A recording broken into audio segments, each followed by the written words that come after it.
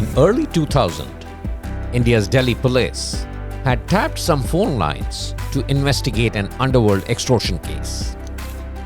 While monitoring the underworld phone lines, they ended up tracing calls between a London-based bookie Sanjeev Chawla and the visiting South African cricket captain Hansie Cronje.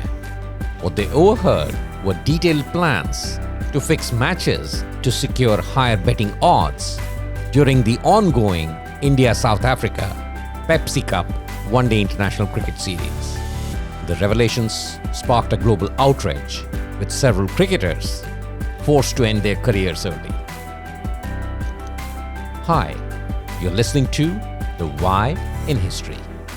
I am Ajay Kaul, and today we take a deeper look at cricket's match-fixing scandals, how they came to light, and the impact they had on the game.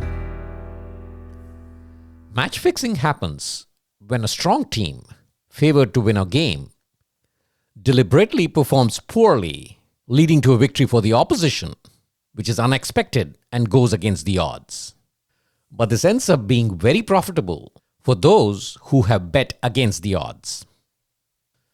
Historically, the very first recorded instance of match-fixing in cricket happened in 1817 in England. Star player William Lambert was found guilty of throwing a major first-class match at Lord's for betting purposes. And this resulted in a lifetime ban for him. However, in the modern era, it was in early 1995 that a major match-fixing scandal broke out. Australian cricketers Shane Warne, Tim May, and Mark Waugh publicly accused Pakistan captain Salim Malik of offering them hundreds of thousands of dollars to underperform during Australia's 1994 tour of Pakistan. The match in question was the first test at Karachi between Pakistan and Australia. It was October of 1994, and at the end of day 4 of the first test, Pakistan needed 160 runs, whereas Australia needed just 7 wickets to win the test match. On a turning pitch, the Aussies were the hot favourites to win, and at the end of day 4, once Shane Warne had retired to his hotel room, he received a phone call from Pakistan captain Salim Malik to see him in Malik's room alone.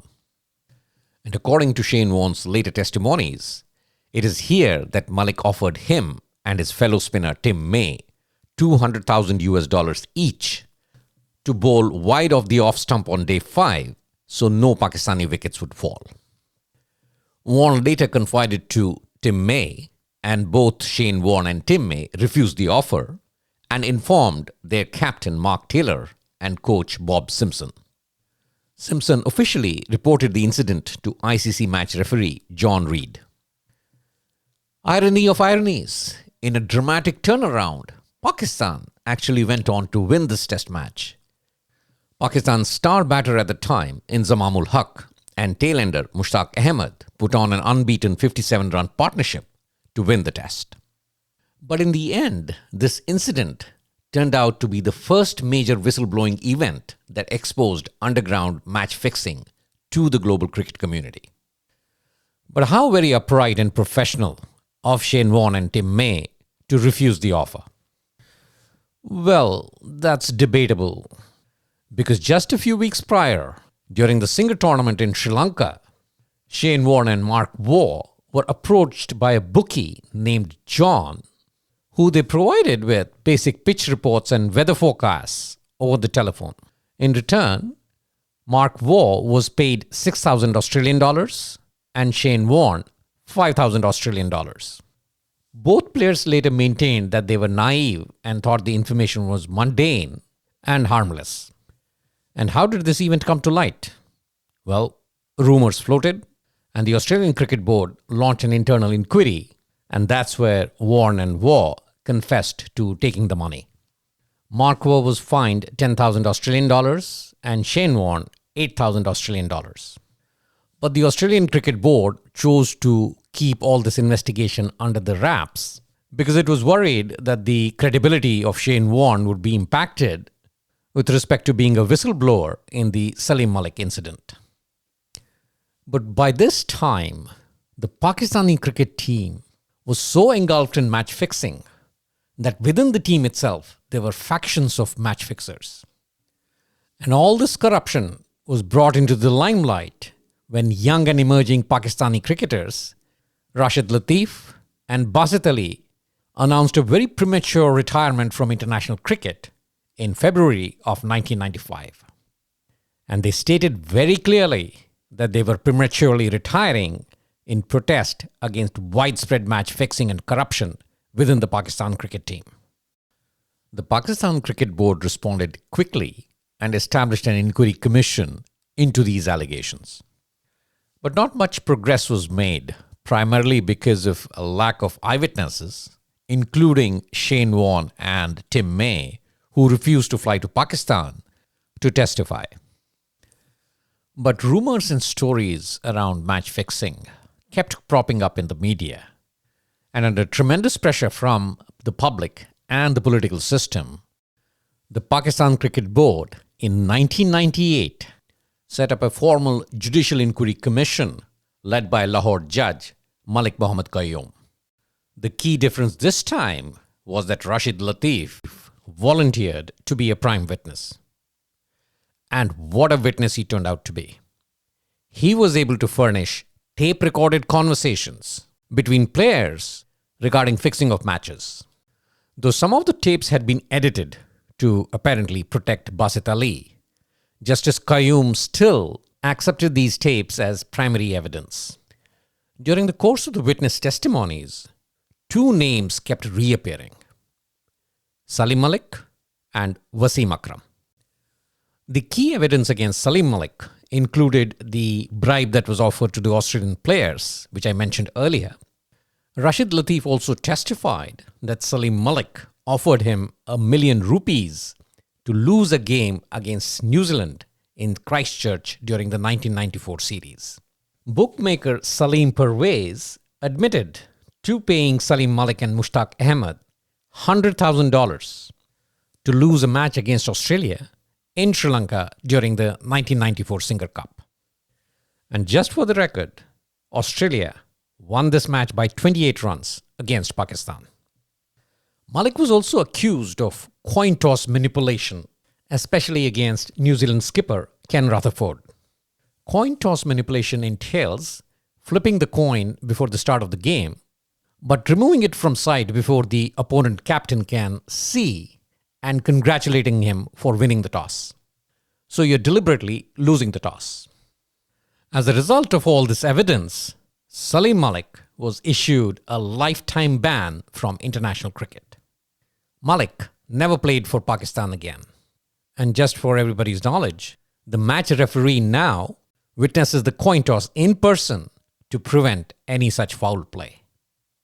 Against Wasim Akram, the primary evidence came from Pakistani bowler Ataur Rahman, who stated that Akram paid him 300 to 400,000 rupees to bowl poorly during a 1994 one-day international against New Zealand.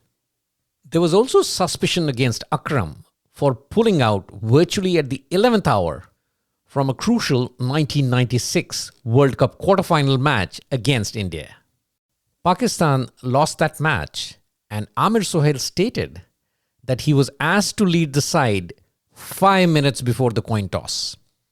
Other Pakistani players, including former captain Majid Khan, testified that when Akram captained the side, he would shuffle the batting order, hold back informed players, or promote himself to manipulate the progression of the game. All right. So Wasim Akram was issued a lifetime ban as well? Actually, no. He virtually received just a slap on the wrist. Akram was fined 300,000 rupees and barred from ever captaining Pakistan again. And irony of ironies, the prime witness against him, Ataur Rahman, was the one who received the lifetime ban. Wait, what? Yeah, when Wasim Akram found out that Ataur Rahman was testifying against him, he used coercion, direct threats, and financial leverage to force Ataur Rahman to change his testimony. Rahman actually testified that while he was playing club cricket in Newcastle, England, Akram contacted him and explicitly threatened him, claiming to have a lot of contacts in Pakistan and warning him that he would get him fixed if he did not sign a retraction. And because he changed his testimony, he was accused of committing perjury and issued a lifetime ban. The Qayyum Commission report was published in May of 2000, and Akram went on to play cricket for Pakistan for another 3 years. However, many years after the report was published, Justice Qayyum himself admitted that he had been lenient towards Wasim Akram. And his primary reason was that he was himself a big fan of Akram, and he did not want Akram's career to end in disgrace from a lifetime ban. One of the interesting revelations from the Qayyum Commission report was the modus operandi of match fixing. For example, one of the fixed matches was the 5th One-Day International between Pakistan and New Zealand, played in Christchurch on March 23, 1994. New Zealand won this match by 7 wickets with 95 balls remaining. The bookmaker in the mix was Zafar Ali, alias Jojo, and Ijaz Ahmed, who was also Salim Malik's brother-in-law, was coordinating the fixing. And apparently, Wasim Akram was handling the bowling department, while Salim Malik was handling the fielding. That is, Wasim Akram was ensuring that the bowlers performed poorly, while Salim Malik was ensuring that the fielders did not do their job. The first New Zealand wicket fell very cheaply. Brian Young caught Rashid Latif, bowled Waqar Yunus. And Rashid Latif has stated several times that when he took that catch, his captain Salim Malik virtually admonished him, stating that they needed to lose that match. Meanwhile, while the Qayyum Commission was in full operations mode, in January of 2000, something very bizarre happened during the 5th Test match between South Africa and England at Centurion. South Africa were already 2-0 up in the 5-match series, and the 5th Test seemed to be headed towards a tame draw due to rain washing out 3 days of play. But on the 5th day, South African captain Hansie Cronje approached his English counterpart, Nasser Hussain, suggesting that they try to get a result. But not even one inning had been completed. Exactly. And Hansie Cronje suggested that he would declare South Africa's first innings early in the morning, and then both Nasser Hussain and Hansie Cronje needed to forfeit the next 2 innings, setting a target for England in their second inning. Nasser Hussain agreed, and England won the match by 2 wickets. As a shocked commentary box witnessed the spectacle, Michael Holding explicitly stated that if this game were being played in the Indian subcontinent, people would already be talking about bookmakers. And to no one's surprise, a few months later, in April of 2007, India's Delhi police exposed the match-fixing scandal with Hansie Cronje at the center. Initially, there were denials all across, including the South African Cricket Board, which vehemently supported Hansie Cronje. But just a few days later, Hansie Cronje confessed to the South African Cricket Board that he had taken bribes to fix matches.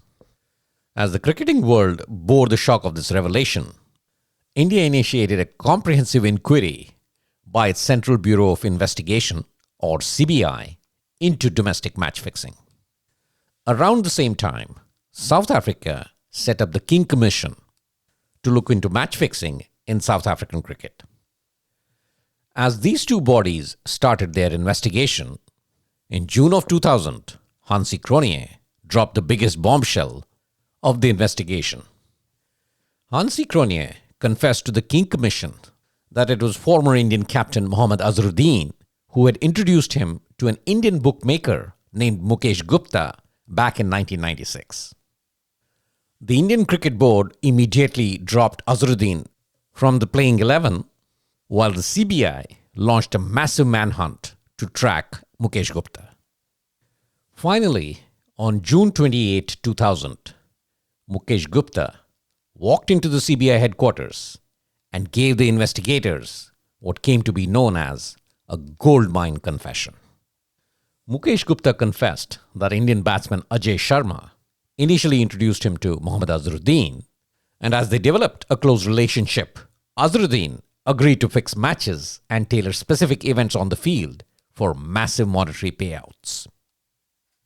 Gupta went on to confirm that it was during the third test match between India and South Africa in Kanpur in 1996 that Azharuddin brought him into a hotel room and introduced him to South African captain Hansie Cronje. Gupta then paid Cronje $40,000 to lose the match against India. And South Africa did lose the match by a massive margin of 280 runs. But the CBI did not rely on Gupta's word alone to build their case. The detectives traveled to Kanpur to check the physical evidence, and they found out that Mukesh Gupta had indeed stayed at the landmark hotel in Kanpur during the third test in 1996 under his real name, and he had been placed in the room directly next door to Mohammad Azharuddin. They were also able to secure telephonic communication records between Gupta, Ajay Sharma, and Mohammad Azharuddin immediately before and during the fixed matches. Mukesh Gupta also named Dr. Ali Irani, who was India team's physiotherapist, as the financial conduit who physically transported the bribe money from Gupta to Azharuddin. When grilled by the CBI, Dr. Irani confessed to being the financial conduit between the bookmaker and the players. Subsequently, Mohammad Azharuddin himself, during an 8-hour interrogation with the CBI, confessed to fixing 3 specific ODI matches. The 1996 Titan Cup group stage match between India and South Africa at Rajkot, the 1997 Pepsi Asia Cup match between India and Sri Lanka at Colombo, and the 1999 Pepsi Cup match at Jaipur between India and Pakistan. The 1996 Titan Cup final between India and South Africa at Mumbai was fixed as well, but players who were not part of the betting syndicate outperformed in that game, and India won the match. Now, the interesting thing that came out in the CBI investigation was that the Titan Cup had been fixed while Azharuddin was still India's captain. But by the time the tournament got underway, Sachin Tendulkar had taken over as India's captain. So Azhar's influence with respect to fixing the games was heavily diminished. And that's the primary reason why India won the Titan Cup, despite the betting syndicate wanting India to lose. Now, India winning the Titan Cup cost M.K. Gupta a lot of money, and him and Azhar had a falling out. Azhar felt guilty that because of him, M.K. Gupta had incurred a heavy financial loss. So to make up for it, Azharuddin offered to fix matches during the upcoming 1996 South Africa tour of India.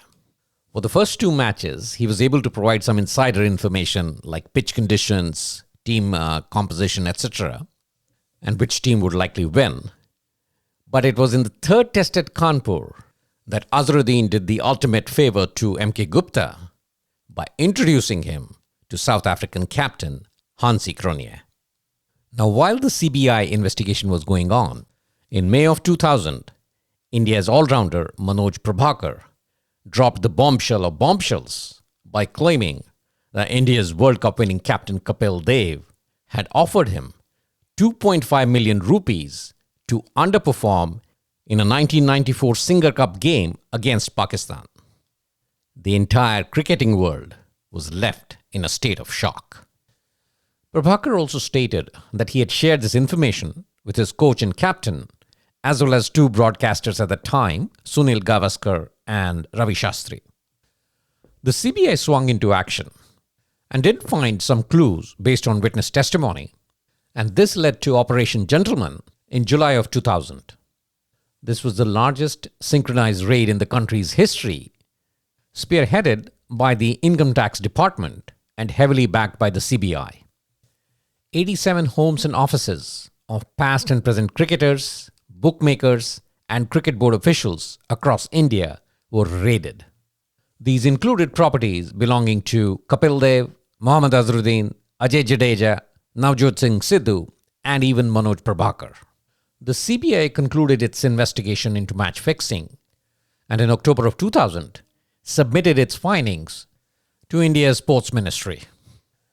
The report talked about widespread collusion between players, team officials, and illegal bookmakers.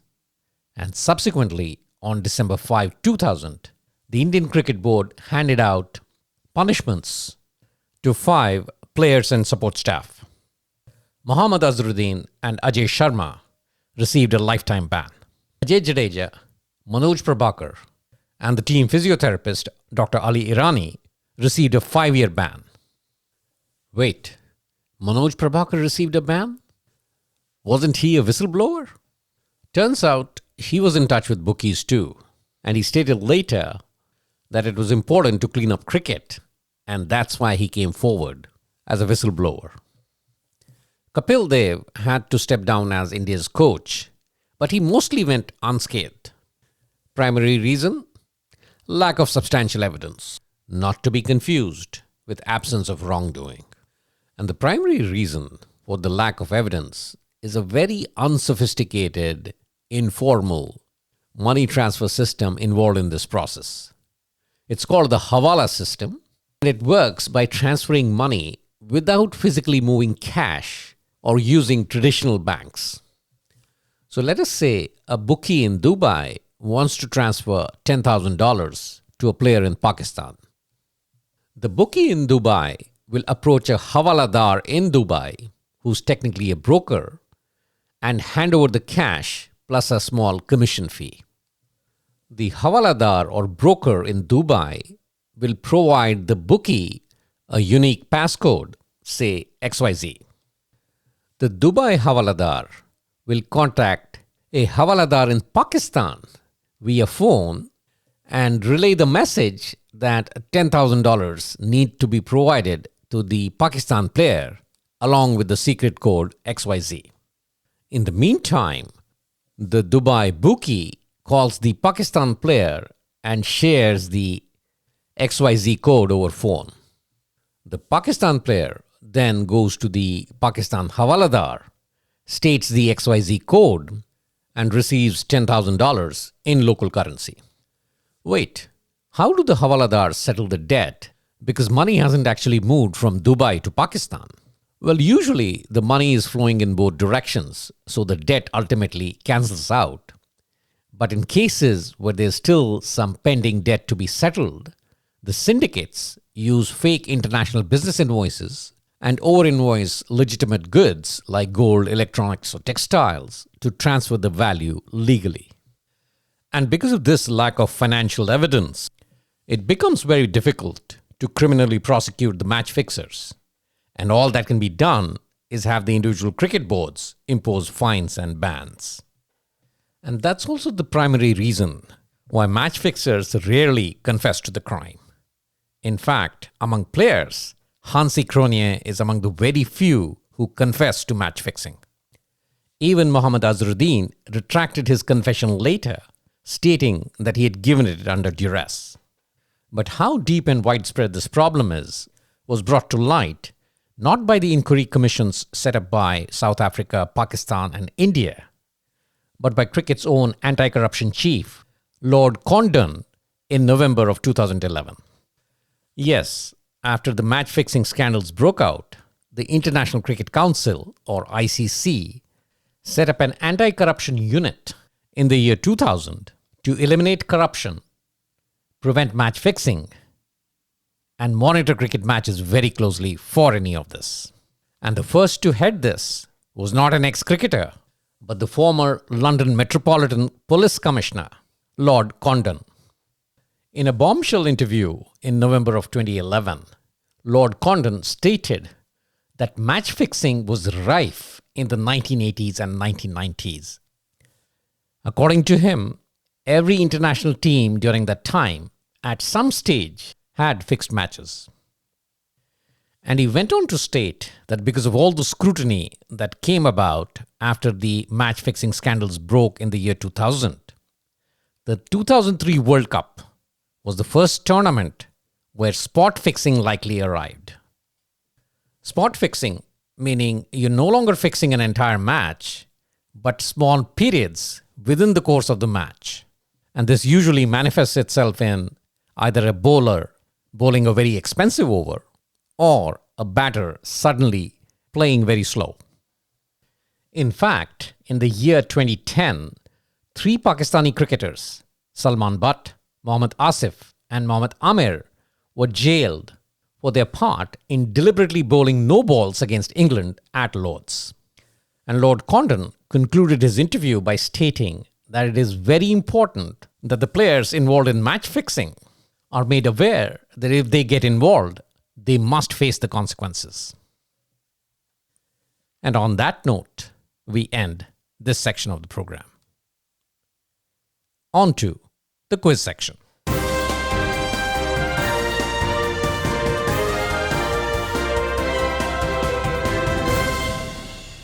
Question from the previous episode. Which foreign actor or actors have been the primary enablers of Iran's 60% uranium enrichment?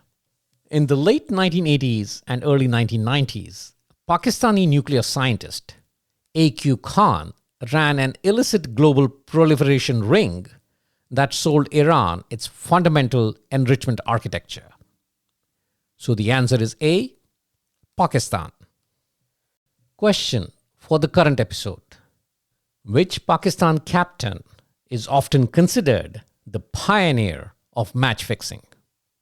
Is it A, Mushtaq Mohammed, B, Asif Iqbal, C, Javed Miandad, or D, Wasim Akram? Once again, which Pakistan captain is often considered the pioneer of match fixing? Is it A, Mushtaq Mohammed, B, Asif Iqbal, C, Javed Miandad, or D, Wasim Akram? The answer will be provided in the next episode. And that's all we have in today's episode. Thank you for tuning in. Hope you enjoyed it, and we'll tune in again in 2 weeks for another interesting and exciting episode on world history. Till then, stay safe and keep exploring why in history.